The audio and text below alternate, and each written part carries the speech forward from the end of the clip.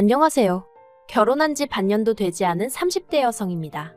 신혼의 단꿈은 고사하고 벌써부터 여기에 하소연을 하러 왔다는 게 믿어지시나요? 저도 이게 차라리 꿈이거나 제 착각 오해로 비롯된 일이면 좋겠습니다만 문제는 너무나 생생하다는 거예요.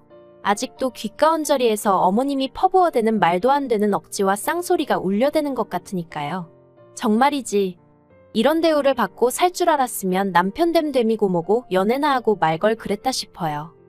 남편하고는 지인의 소개로 만났는데 지금 생각하면 그 지인도 어이가 없어요. 멀쩡하게 직장 다니는 저한테 왜 취업 준비로 바쁜 남편을 소개시켜줬던 건지 모르겠거든요. 하지만 그때는 저도 제정신이 아니었으니 그 소개팅을 받았겠죠. 제가 스트레스가 너무 심하다 보니 요새 남 탓도 많이 하고 성격이 점점 꼬이는 것 같아요. 아무튼 그렇게 지인의 소개로 남편을 만났는데 솔직히 사진도 못 보고 나갔던 자리라서 나름대로 걱정을 했었거든요. 괜히 시간 낭비나 하고 오는 거 아닌가 싶어서. 그런데 이게 웬걸요?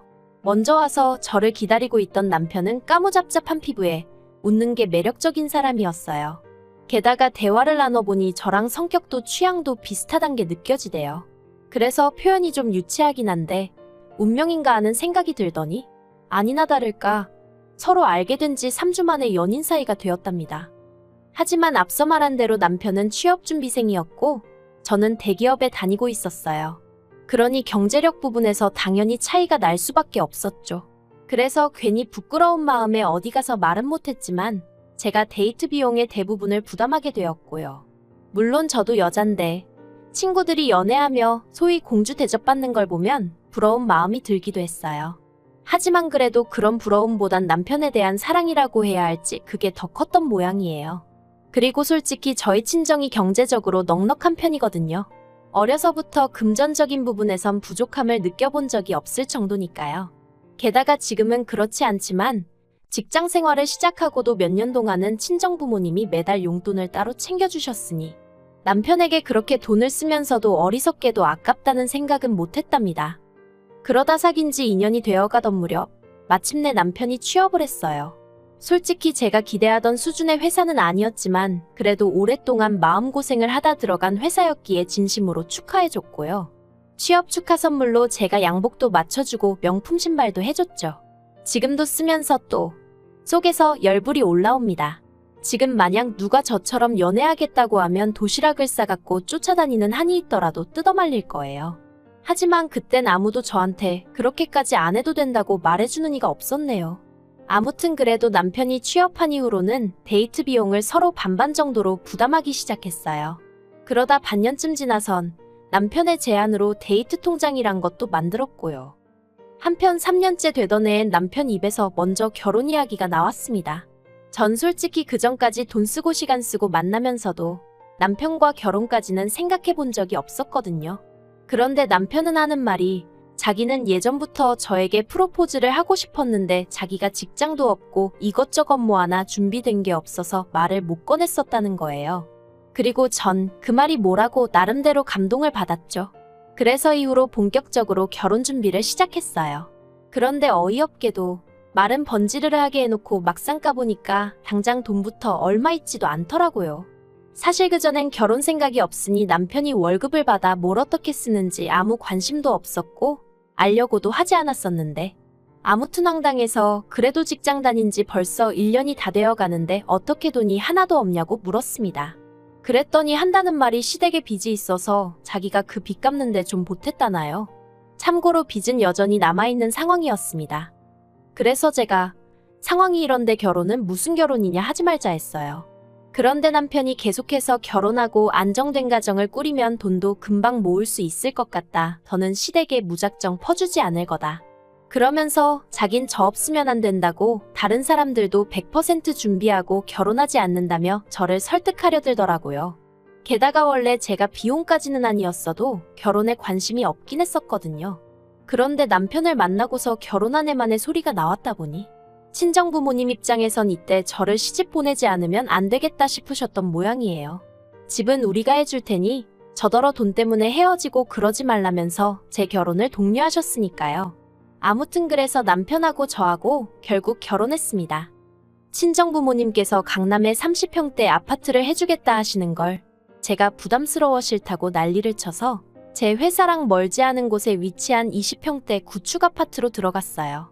그리고 이건 제가 대단한 효녀라서 그런 게 아니라 실은 남편의 부탁 때문이었습니다. 남편은 그래도 명색이 자기가 남잔데 자기 자존심이 어떻고 하면서 너무 큰 집은 안 받았으면 좋겠다고 했거든요. 게다가 이것도 지금 생각하니 엄청 찌질한 건데 저더러 한다는 말이 시부모님 앞에선 저희 둘이 대출받아서 산 집이라고 하면 안 되겠냐는 겁니다. 저희 집에서 집을 해주셨다고 하면 시부모님이 저보기 민망해하시고 쪽팔려 하실 것 같은데 아들로서 그 모습을 보는 게 괴로울 것 같다면서 말이죠. 그리고 전 어리석게도 그런가 싶어서 알겠다고 했어요. 그리고 실제로 어머님 아버님껜 집은 남편과 제가 대출받아 마련했고 둘이 여력이 없어서 예물예단은 생략하기로 했다고 했네요. 이때 어머님이 대놓고 못마땅한 티를 내시긴 했는데 솔직히 시댁 형편도 말이 아닌 상황에서 그런 어머님의 반응은 적잖이 당황스러울 뿐이었습니다.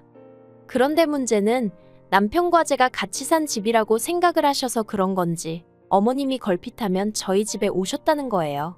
저는 결혼까지 한 달 정도 남은 시점에 여러 가지 이유로 타부서로 옮겨 재택근무를 시작했는데 어머님이 어찌나 자주 오시던지 이직한 제 자신이 원망스러울 정도였지요. 그리고 어머님이 오셔서 하시는 일이라곤 쓸데없는 간섭뿐이었습니다.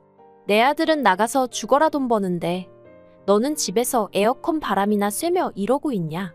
내 아들은 나가서 뭘 먹는지도 모르겠는데 넌 고상하게 샐러드나 시켜 먹는구나. 그뿐만이 아니었습니다.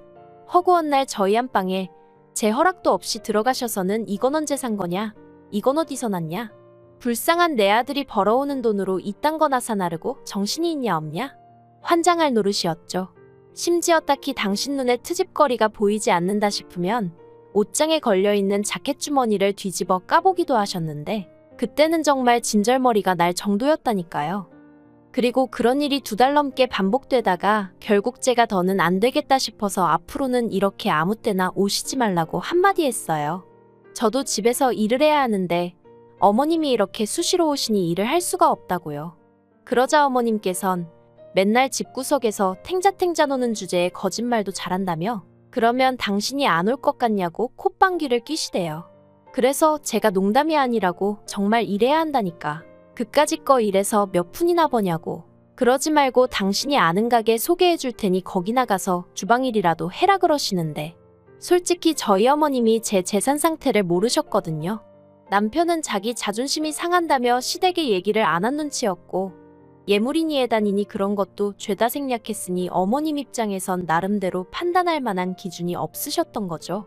심지어 집도 저희 둘이 대출받아 산 집인 줄 알고 계셨으니.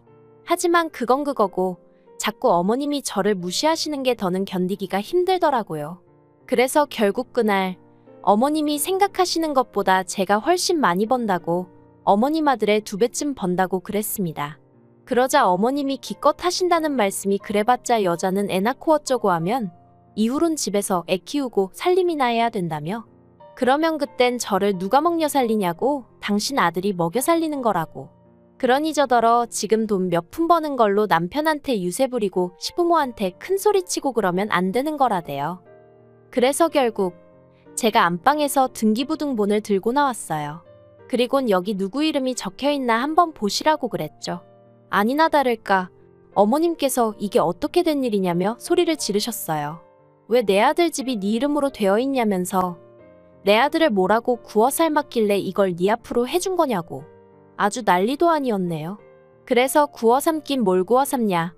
우리 부모님이 내 앞으로 사주신 아파트다 했습니다.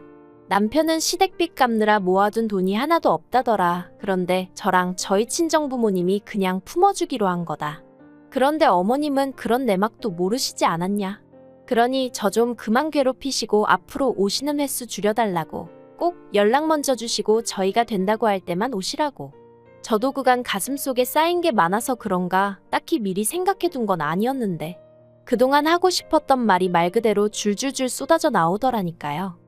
그런데 제가 이렇게 이야기를 마치기가 무섭게 눈앞이 번쩍했습니다. 어머님이 제 뺨을 때리셨던 거죠.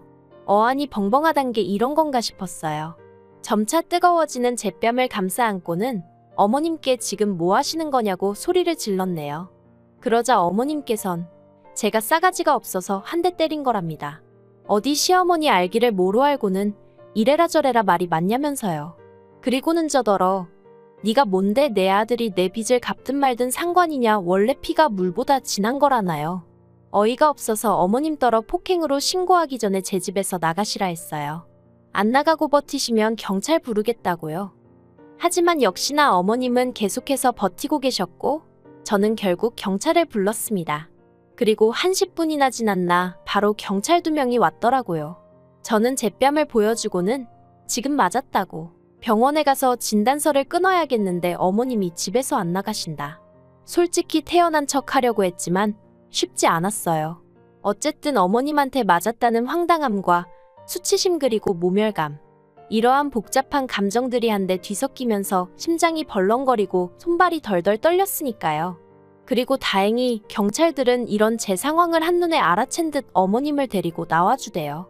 그래서 전 바로 현관 비밀번호부터 바꾸고 병원으로 향했습니다. 병원에서 제 순서를 기다리고 있는데 남편한테 전화랑 문자가 계속해서 오더라고요. 이걸 받아 말아야 하다가 어머님이 도대체 뭐라고 꾸며대셨는지 알긴 해야겠다 싶어서 전화를 받았습니다. 그리고 역시나 남편의 목소리는 꽤나 상기되어 있었어요. 제가 맞았다는 얘긴 못 들었는지 어머니한테 어디까지 얘기한 거냐고 묻대요. 그래서 다 얘기했다. 근데 어머님이야말로 당신한테 어디까지 말씀하셨냐, 내 뺨 때린 거 얘기하셨냐 물었습니다. 그랬더니 남편이 꽤 놀란 목소리로 엄마한테 맞았어? 그러는 거예요. 그래서 바로 제 부어오른 뺨과 병원 간판을 사진 찍어 보냈습니다. 진단서 끊어갈 거라고, 이걸로 어머님을 폭행죄로 신고할지 아니면 당신하고 아예 이혼을 하는데 어머님을 이혼 사유로 할지 고민 좀 해볼 생각이라고 했죠. 그러자 전화기 너머로 남편의 긴 한숨이 들려오대요. 집에 도착하니 남편이 현관문 앞에서 쪼그리고 앉아 절 기다리고 있었어요. 그리곤 절 보더니 첫마디가 많이 아프냐입니다. 그래서 아픈 건 둘째치고 기분이 너무 더럽다고 쏘아붙였죠. 그게 사실이었으니까요. 그리고 집 안으로 들어가 남편과 마주 앉았습니다. 미안해서인지 쪽팔려서인지 남편이 제 눈을 제대로 못 보길래 날 똑바로 보라고, 그리고 우리 단판을 짓자니까. 남편이 자기가 다 미안하다면서 이번 한 번만 그냥 넘어가주면 안 되겠냐는 거예요. 그래서 그렇게는 안 되겠다 했습니다. 제대로 된 사과도 못 받았는데 뭘 그냥 넘어가냐고 그렇게는 못하겠다 했죠. 그리곤 남편에게 당신도 이참에 확실히 정하라고 했어요. 시댁빚 갚아드리는 거 언제까지 할 거냐고, 그거 계속할 거면 나랑 이혼하던가, 나랑 계속 살고 싶으면 시댁빚은 그만 갚아드리던가 하라고요. 그랬더니 남편이 그래도 이제껏 갚아드렸는데 갑자기 안 갚겠단 소리를 어떻게 하냐며 볼멘 소리를 하대요. 그래서 그럼 그냥 이혼하자 했어요. 나는 시댁 뒷바라지하는 남편 뒷바라지나 하며 살 생각은 없다고요. 그리고 결국 며칠의 설정 끝에 남편이 더는 시댁빚을 갚지 않겠다고 했어요. 그리고 이참에 아예 경제권을 저에게 넘기기로 했죠. 대신 한 가지 조건이랄지 부탁이랄지, 아무튼 덧붙이기를 만약에 어머님이 저에게 진심으로 사과를 하신다면 한 달에 드리는 용돈이라도 좀 넉넉하게 드릴 수 있겠냐는 거예요. 그래서 알겠다고 했어요. 저도 알아요. 좀 치사했다는 거. 하지만 어머님이 짧다면 짧고 길다면 긴 몇 달 동안 저를 얼마나 정신적으로 피폐하게 하셨는지 그때만 생각하면 치사하건 뭐건 간에 저도 똑같이 되돌려드리고 싶은 심정이었다니까요. 하지만 어머님은 끝끝내 저에게 사과를 하지 않으셨어요. 오히려 저 때문에 남편이 시댁빚을 안 갚아준다고 하는 거라며 저더러 남편 잡아먹을 X, 시부모 잡아먹을 X 쌍욕을 퍼부으셨으니까요. 그리고 어머님이 저에게 그런 막말을 퍼부으시는 동안 남편도 옆에서 다 같이 듣고 있었거든요. 그러니 자기도 저한테 더는 가타부타 말을 못하더라고요. 그냥 미안하다면서 앞으로는 시댁은 없다 그렇게 생각하고 지내라나요. 아무튼 그래서 일단은 저도 시댁 일은 에라 모르겠다 하고 내버려두고 있는 상황입니다. 솔직히 어머님 아버님 두 분 다 수입도 없으시고 그나마 남편이 생활비로 얼마, 빚 갚으라고 얼마 그렇게 챙겨드리는 돈으로 살림을 꾸려나가신 걸로 알거든요. 그런데 이제 갑자기 그게 다 뚝 끊겼으니 당신들도 속 터지고 열받고 그러시겠죠. 하지만 그렇다고 제가 이번에도 좋은 게 좋은 거다 하고 그냥 넘어가고 그럴 일은 결코 없을 겁니다. 원래 베푸는 것도 고마워할 줄 아는 사람한테 베푸는 거지. 이래도 불만 저래도 불만인 사람한테 제가 미쳤다고. 제가 무슨 자선사업가도 아니고. 그런 보람없는 일은 안 하려고요. 그리고 이러다 한 번만 더 어머님이 저한테 손대시면 그땐 남편 어머니고 뭐고 인정사정 없이 법대로 할 생각이에요. 분명히 말하지만 며느리는 어머님이 내킬 때 욕하고 손 나갈 때 맞아주고 하는 그런 하찮은 존재가 아닙니다. 그 점 분명히 알아두셨으면 좋겠네요.